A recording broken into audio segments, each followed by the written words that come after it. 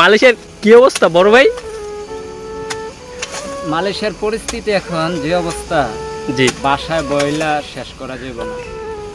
এই দেখেন কি কাজ করতেছি আমাদের, এই কাজ যদি বাংলাদেশেও করতাম তার চেয়ে বেশি কামাইতে পারতাম। কি করবো এখন, কাজ নেই মালয়েশিয়াতে।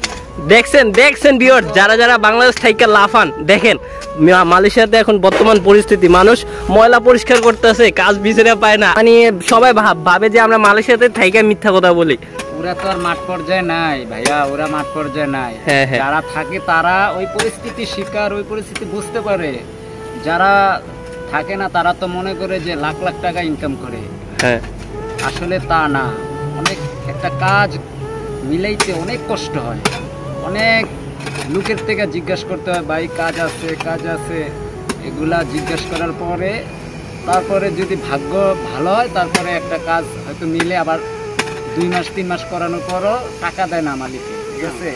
টাকা দেয় না, টাকা মার দেওয়া দেয়। এত পরিশ্রম করার পরে যদি টাকাটা মার খায়, সংসারে দিব না, সেই জায়গায় খাওয়া দাওয়া করবে, এটাই তার তো সবকিছুই শেষ।